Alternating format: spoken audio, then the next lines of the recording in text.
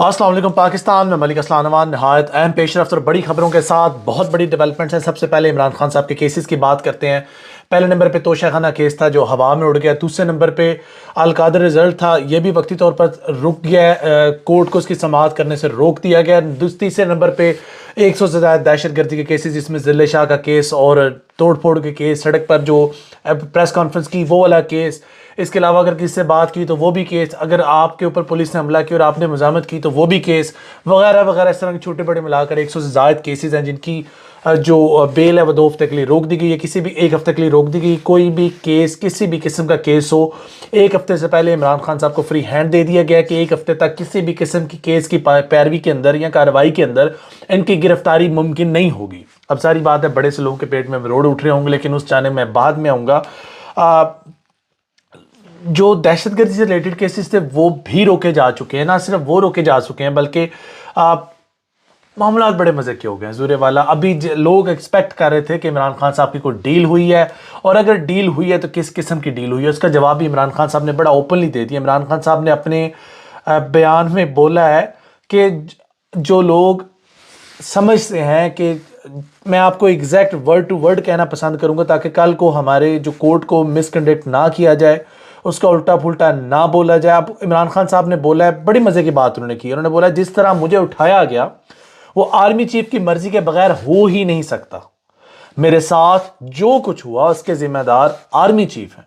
उन्हें डर है कि मैं इक़्तिदार में आया तो उन्हें डी नोटिफाइड करूंगा। ये गैर रस्मी गुफ्तगू थी जो कोर्ट के अंदर से उन्होंने की। अब ये बहुत बड़ी बात है।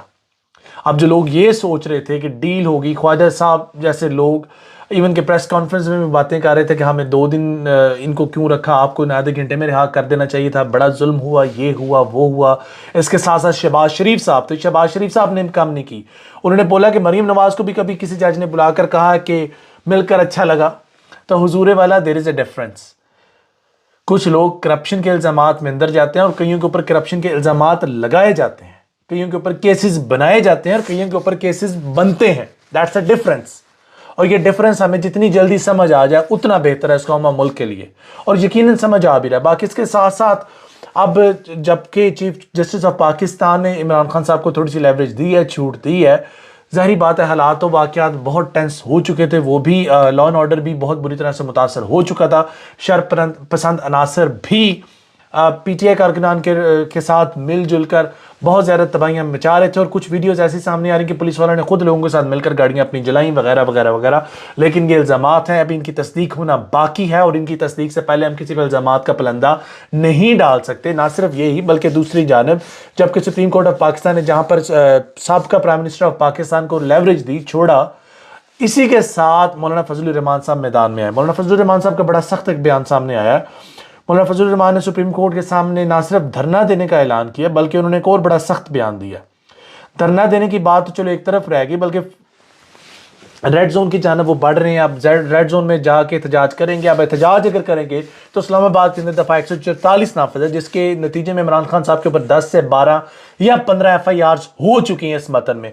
और अगर मौलाना फजलुर रहमान सुप्रीम कोर्ट के सामने पीर को एहतजाज करने का फैसला कर चुके हैं, मुल्क भर से अवाम को दावत दे रहे हैं कि तमाम काम ज़रूरी या गैर ज़रूरी छोड़कर इस्लामाबाद चारा दस्तूर का रुख करें, तो क्या मौलाना फजलुर रहमान के ऊपर FIR लॉन्च होगी? दफ़ा 144 की जो वायलेशन वो करेंगे और जो करने जा रहे हैं पीर के दिन, उस धरने का नतीजा क्या निकलेगा कि बहुत बड़ा सवालिया निशान है।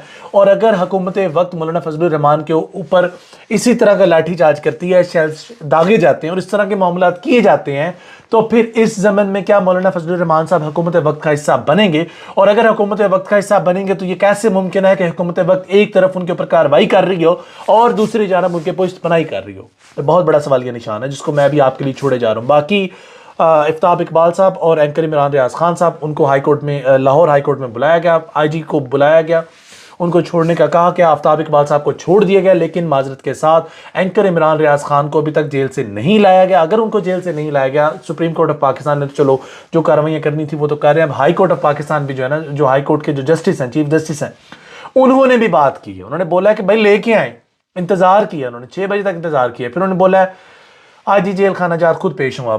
اب معاملات یہ ہیں کہ اتنی سختی کے باوجود بھی وہ کون سی چیزیں ہیں، وہ کون سی باتیں ہیں، وہ کون سی مجبوریاں ہیں جو ان لوگوں کو کورٹ میں لانے سے منع کر رہی ہیں. باقی آفتاب اقبال صاحب کا بیان بھی سامنے آیا کہ اگر تو سافٹ ویئر اپڈیٹ نہیں ہو سکتا تو میرا نہیں ہو سکتا، اینکر عمران ریاض خان کا نہیں ہو سکتا. کئی لوگوں کے سافٹ ویئر اپڈیٹ نہیں ہوتے، کچھ لا علاج مرض ہوتے ہیں جن کی علاج کرنے کی کوشش بھی حماقت ہوتی ہے.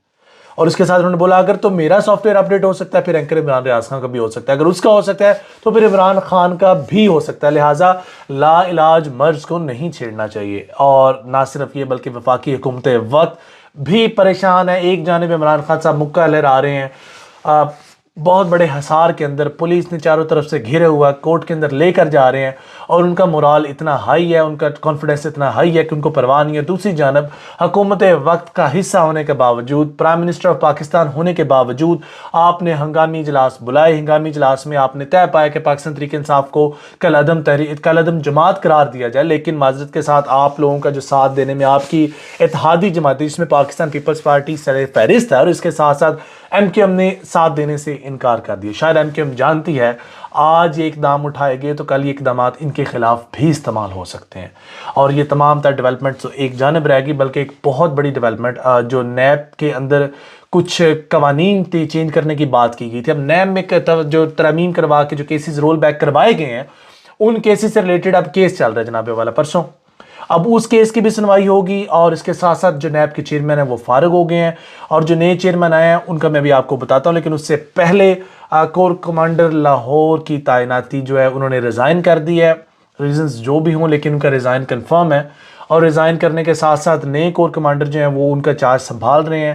اور دوسرے نمبر پہ جو نیب کی ترامیم ہوئی ہیں اور جو نیب کے اندر جو شخص جن کو چینج کر کے لایا گیا ان کا نام ہے چوہان صاحب، بی پی او چوہان صاحب ہیں، وہ جو ریلیز ہوئے ہیں ابھی جیل سے. اور ان کے اوپر کچھ الزامات تھے کہ 2 بھائیوں کا قتل کیس تھا ان کے اوپر، اور وہ ڈی پی او ریٹائرڈ ہیں اور آفیسر ہے. تو ان کو اب نیب کا چیئرمین لگانے کی اب تیاریاں مکمل کی جا چکی ہیں.